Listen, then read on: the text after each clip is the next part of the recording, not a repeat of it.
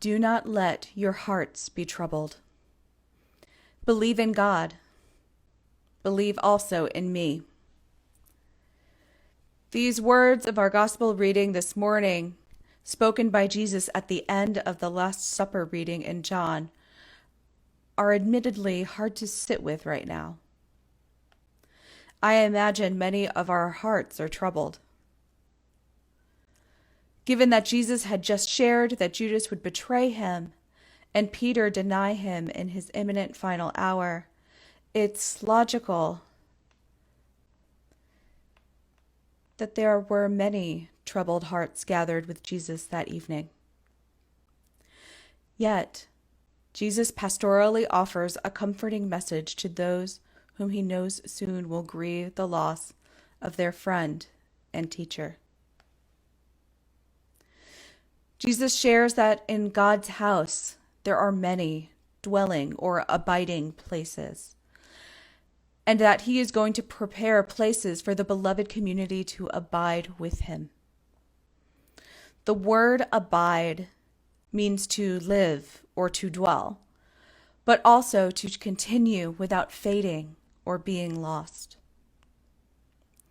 Jesus' statement harkens back to the Jewish law of hospitality, where it was expected that a household would open their home to any stranger who sought shelter while traveling, providing for the stranger's needs. It was more than just a matter of being hospitable, but rather the following of a commandment or mitzvah in obedience to God. Jesus shares with the disciples where he is going and tells them that they will know the way, promising that they will remain together.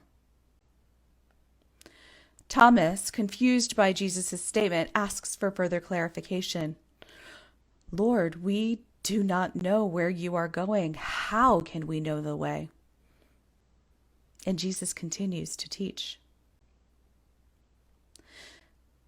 The way Jesus refers to is relationship, the promise of enduring relationship with God in Jesus. Jesus promises that he is going to the house of God so as to cement the abiding relationship between God and the beloved community. The disciples have heard this invitation that even in this separation, relationship is secure. That abiding is redemptive life here and now. Jesus is drawing on what abiding looks like. It's this intimate relationship with Jesus that doesn't go away, no matter how distant we might feel.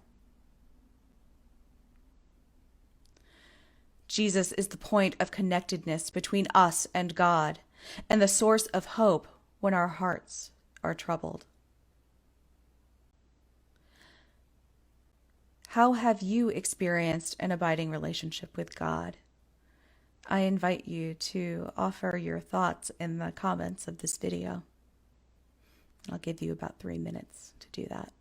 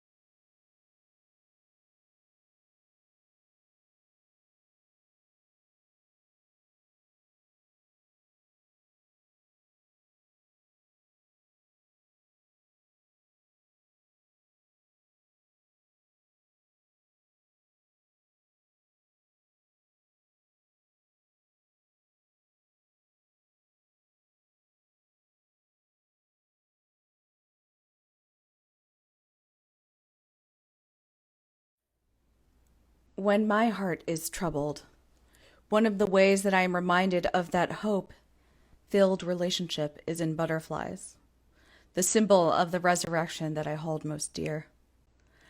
Christian religion sees the butterfly as a symbol of resurrection because the butterfly metamorphosed from a caterpillar to a chrysalis and finally becomes a butterfly.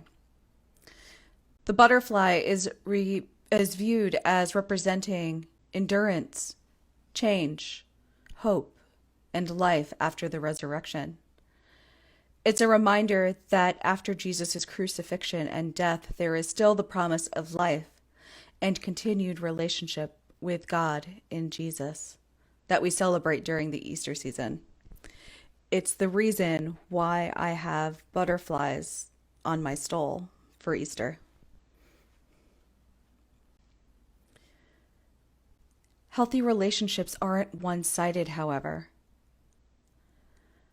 Just as we abide with God, God also abides with us in the places that we find ourselves. A tweet by Ruth Wells that has floated around circles of ELCA clergy this past week reminds me of that.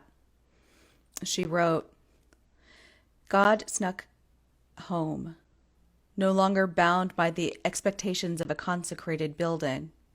God concentrated their efforts on breaking out.